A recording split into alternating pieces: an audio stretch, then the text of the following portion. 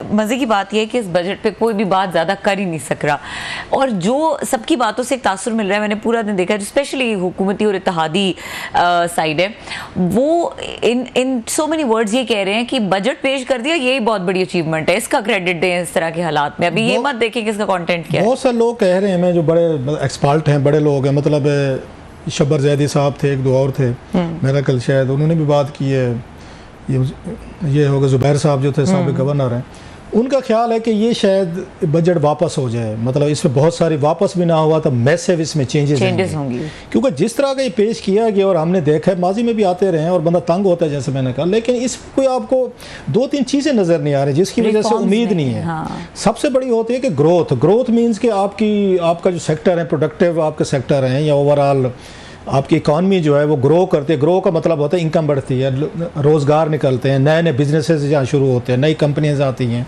वो आपको कहीं पे नज़र नहीं आता। ग्रोथ का लफ्ज़ मैंने तो कहीं पे नहीं सुना, जो अभी उन्होंने बताई है तकरीबन 3.5 बताई है। अब इसमें मेन जो हुई है वो एग्रीकल्चर की हुई है, जिसको सारे लोग पीछे पड़े रहते हैं, इसको टैक्स करो, क्योंकि एक ही सेक्टर है जो ग्रो करते हैं। अब उसमें पता क्या डिमांड शुरू हो गई है।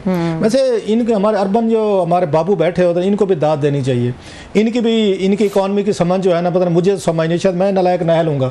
इनका एक ही बस चलता है कि 70% जो एग्रीकल्चर जो है, जो लोगों को एंगेज किया हुआ है, जिसने लोग रहते हैं देहातों में, मजदूरी करें, अपना कमाते हैं, अपना खाते हैं, और आपकी चीज़ें खरीद के आपको भी टैक्स दे रहे हैं। मतलब कौन सी चीज़ का टैक्स देहाती नहीं दे रहा, कौन सा एग्रीकल्चर वाला नहीं दे रहा। मैं किसी टीवी पे डिबेट सुन रहा था, आप मुझे बताएं, आप उनसे खाद लेते हैं, खाद पे जीएसटी नहीं ले रहे, आप पेट्रोल डीजल वो लेते हैं, उस पे जीएसटी नहीं दे रहे, वो बीज लेता है आपसे, वो ट्रैवल करता है, वो ट्रैक्टर इस्तेमाल करता है, ट्रैक्टर पे आपने जीएसटी बढ़ा दी है, आपको एक सेक्टर लगता है। अच्छा, ये कहते हैं वो तो टैक्स ही नहीं दे रहा। भाई मेरे कौन सा टैक्स वो नहीं दे रहा? वो बिजली का बिल नहीं देता, गैस के बिल नहीं देता, अगर गैस वहां पे यूज करता है, या बाकी जितनी भी वो जाके मार्केट से कोई भी चीज लेता है, इनडायरेक्ट टैक्सेस, दूध नहीं लेता या पत्ती नहीं लेता, चाय लेता, वो सबके ऊपर टैक्स है। वो कोई चीज लेता है, मुझे बताएं कि जो शहर के लोग टैक्स दे रहे हैं वही दे रहे हैं। नहीं जी, एक यहाँ पे हमारे बापूज का एक फेवरेट सा जुमला है, हमारे इकोनॉमिस्ट बैठे हैं जिन्होंने जिंदगी में एक रात भी गाँव में नहीं गुजारी, एक रात भी नहीं गुजारी, कि वहाँ की लाइफ तो देख लें जाके। बारिशें आ जाते, तूफान आ जाए, अभी बारिशें तूफान, किसी ने कोई का जिक्र किया है मीडिया में, आपने उनको कोई इंश्योरेंस कवर दिया, आपने कंपनसेशन की, गंदम को देख लें, तबाही फेर दिया, बिलियंस ऑफ रुपीस जो हैं, आप लोगों ने बैठ के स्कैंडल किया, जिसकी मतलब बात ही खत्म होगी, किसी ने जिक्र ही नहीं किया, 2-3 दिन हवा चली, खत्म होगी। आपने 4000 रुपए का रेट देकर उसको 2500-2000 रुपए में लूट के ले लिया, आपने उसकी आधी से ज्यादा उसकी इनकम जो है, जो देहातों में जाने थे, शहर के लोग अभी भी कमा लेते हैं, हम लोग जो बैठे हैं, कोई तनख्वाह है, कोई मजदूरी है, कोई काम शाम हम यहाँ ढूंढ लेते हैं, कोई बिजनेसेस हैं। देहाती आदमी के पास तो कोई बिजनेस नहीं है ना, उसके पास तो बचा के ये बच जाता है, उसकी जमीन है जिस पे उसने, अच्छा जमीन भी अल्लाह के उस पे रहमो करम पे है कि फसल अच्छी होगी तो ठीक है, अच्छा फिर मौसम है, बारिश आ गई, याला बारी आ गई, गर्मी ज़्यादा आ गई, या मतलब और कोई आपको मसले पैदा हो गए, कोई खुश्क साली होगी, आप तो नहीं सपोर्ट करते उनको, वो सारी चीज़ें खुद कर रहे हैं। और जो लेबर है, जो मार्केट में वहाँ लेबर बैठी हुई है, उसको एंगेज उसने किया है, अपना खाना पीना भी अरेंज कर रहा है, 70% मजदूर हैं, उनको भी एंगेज किया है। अगर उन लोगों को मजदूरी वहाँ पर ना मिले, वो सारे के सारे आपके शहरों में आ जाएंगे, जो ऑलरेडी आपके शहर फट रहे हैं, ऑलरेडी आपके यहाँ प्रॉब्लम पैदा हो रहे हैं। सो आपका जो कल्चर बन गया है ना कि एग्रीकल्चर को कुछ नहीं किया। भाई आपने कौन सा कोई एक टैक्स बताएं जो एग्रीकल्चर, वो कहते हैं इनकम टैक्स नहीं दे रहा, या बड़े बड़े वो कहते हैं बिजनेसमैन हैं, या उसमें एग्रीकल्चरलिस्ट हैं जिनके पास हज़ारों एकड़ की वो है, तो उनके लिए कोई सेपरेट बना लें। उन्होंने भी तो आगे लोग रखे हुए हैं ना जो ज़मीनें वो कास्ट कर रहे हैं। मसला ये है ना कि देखिए, हर सेगमेंट ऑफ सोसाइटी को आपको अलग तरह से केटर करना होता है, उनके लिए अलग तरह का रोड मैप देना होता है। एक जनरलाइज बजट जब बनता है, और ये हर दफ़ा की कॉमन मिस्टेक है कि इसमें, अब जिस तरह सलीम मांडवाला साहब कह रहे थे कि टैक्स नेट में सबको शामिल करना है, तो it has to start from the top. जब हम गोशवारे देखते हैं इन्हीं शख्सियात के, तो हमें कहीं पे टैक्स मैच होता हुआ नजर आ रहा होता है। नाम लेना शुरू कर दूं ना, लोग नाराज हो, इन्हीं के निकाले हैं जो पार्लियामेंट में बैठे हैं जी।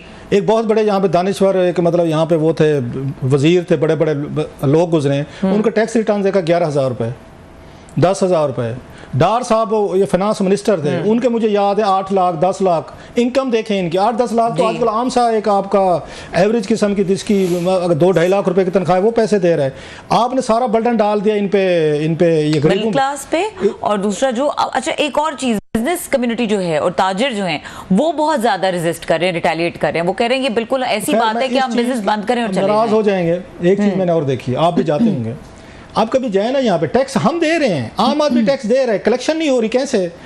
ये अब ऐसा ऐसा हमने रोलर डालने शुरू हुआ है कि अब जो इन्होंने काम किया है ना, कि एक अच्छा काम किया पिछले साल, जो मेरा ख्याल है इन्होंने इंट्रोड्यूस करवाया, जिससे टैक्स की बचत हो रही है। आपने कैश पेमेंट करनी है, कार्ड पे करनी है, 5% आपको कार्ड पे, अगर कार्ड पे पेमेंट करें फ़ौरन तो 5% टैक्स है, कैश पे करें तो आपको 15 या 16% है मेरा ख्याल है। आपके बहुत सारे बड़े बड़े रेस्टोरेंट्स हैं, मैं खुद कहाँ पे गया हूँ, मैंने 2-3 दफ़ा कहा वहाँ पे, वो आपको हाथ से लिखा हुआ बिल दे देंगे, कंप्यूटराइज दे देंगे कि, और उसमें टैक्स भी काट लेंगे, लेकिन वो पेमेंट कैश में ले रहे हो तो कहते हैं हमारे पास है नहीं। मैं बहुत सारे यहाँ पे आपको वो बता सकता हूँ, ये जो हैं आपके ये पेट्रोल वाले आप पेट्रोल पंप्स हैं, ये कैश लेते हैं। ये वो एरियाज हैं जो आप और मुझे कैश वो ले रहे हैं, टैक्स ले रहे हैं, खाने पीने के रेस्टोरेंट से वो ले रहे हैं। पहले यहाँ से प्लग करना तो शुरू करें। मैंने तो पैसे दे दिए हैं, आप तक नहीं पहुंच रहे, क्योंकि वहाँ पे कुछ लोग हैं जिनका वो टैक्स कलेक्टर है और वो जो आपके दुकानदार हैं, बिजनेसमैन हैं, वो आपस में तय करके बैठे हुए हैं, जी ठीक है जी आप हमारे साथ के मुक लें, आपको हम कुछ नहीं कहेंगे। सो ज़्यादा ज़रूरी ये है कि अगर आपने टैक्स इकट्ठा करना है, हर जगह पे आपको मशीन शुरू करनी चाहिए पेमेंट के लिए, कार्ड के लिए। आप इसको ज़्यादा पॉपुलराइज करें, इस पर इंसेंटिव दें, इस पर उन ताजरों को भी दें और कंज्यूमर को भी दें। बहुत सारा टैक्स जो है वो वहाँ पर ज़ाय हो रहा है, मतलब सिर्फ बिजनेसमैन की जेब में जा रहा है, या वो आगे किसी कोई उनको टैक्स कलेक्टर के साथ मिलकर उसको वो कर रहा है, एम्बेजल कर रहा है। टैक्स बहुत ज़्यादा तादाद में जा रहा है, लेकिन वेस्ट हो रहा है। आप और मैं ऑलरेडी दे रहे हैं, इसलिए इनको ज़रूरी करने की जो बात है, आप हर जगह पे मशीन के जरिए पेमेंट वाला सिस्टम बनाएं। यूरो में टैक्स की ये चोरी क्यों कम है या ना होने के बराबर है?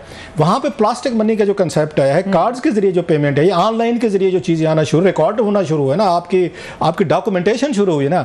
आप डॉक्यूमेंटेशन इस तरह भी कर सकते हैं, जो मेरा कि अच्छा स्टेप था इनका, कि जब इन्होंने कहा है ना कि नकद पे देना है आपने तो 5% है उस पर कार्ड पे, और कैश देंगे तो आपका 15%। और कैश पे तो क्लास ऑफ सेल रिकॉर्ड ही नहीं होती ना। यही तो मैं रोना रो रहा हूं, that's what I am saying. तो यही बात मतलब मैंने दिन का 1 करोड़ पे कमा लिया है, रिकॉर्ड में भी नहीं है। 1 करोड़ पे अगर मुझे उस पे 10, 15, 20 लाख रुपए टैक्स देना है, कंपल्जन आप ये कह रहे हैं, ये कंपल्जन होनी चाहिए। कोई कैश में ट्रांजैक्शन ना हो, जो भी हो वो कार्ड, अगर कैश पे बहुत सारे आपके इनफॉर्मल सेक्टर हैं जहाँ पे होती भी है, बाज़ आपने कैश पेमेंट्स करनी भी हो, तो मैं ये नहीं कह रहा कैश पे पाबंदी नहीं लगाई जा सकती, लेकिन मेन बिजनेसेस जो हैं शहरों में बैठे हुए हैं, जो दुकानदार बैठे हुए हैं, जो ताजर बैठा हुआ है, वो भी तो कोऑपरेट करें ना। इस मुल्क को कैसे चलाएं? मतलब आप ये देख लें, जिस मुल्क के 100 रुपए में से 52 रुपए आपका सूद में जा रहे हैं, बताएं वो मुल्क कैसे चले? और 2200 बिलियन रुपीज आपकी आर्मी का, आपका डिफेंस है, वो भी देना है साहब, डिफेंस हर मुल्क की जरूरत है। और फिर आपकी उसमें पेंशन है, मतलब 1000 अरब की पेंशन, जिसमें आर्मी को मेरा 500-600 बिलियन उनका, बाकी 400 अरब उनके सिविलियंस का है। तो आप मुझे बताएं, जिस मुल्क का सूद जो है, मतलब 8000-9000 का बजट है, 4500 आपका सूद है, बाकी आपकी उसमें आर्मी का है, फिर उसके बाद आपका वो जैसे मैंने कहा पेंशन बन जाता है, 70-80 रुपया तो ये बन जाता है। 20 रुपये में आपने पूरा मुल्क चलाना है। और ताजर कहते हैं हमें कुछ ना कहें, हमें पकड़े ना, हम अगर कैश पकड़े, हम अगर टैक्स नहीं दे रहे तो भाई साहब मुल्क तो नहीं चलेगा। जो पैसा बचा रहे हैं ये आपका दुश्मन बन जाएगा, मुल्क अगर नहीं चलेगा। सो असल जो फोकस करने की जरूरत है हमारे ताजर तबके को, सपोर्ट की, कोऑपरेशन। अच्छा उनसे पूछें, और होते हैं क्लासिफिकेशंस है ना क्लास साहब, उधर भी बिग शॉट्स हैं और उधर भी स्मॉल मीडियम एंटरप्राइज है जो कि बहुत मुश्किल से हार्डली अपने आप को मैनेज करे। अच्छा, एक जो इनका जो इन्होंने टारगेट रखा है टैक्स कलेक्शन का, वो किसी एंगल से रियलिस्टिक लगता है?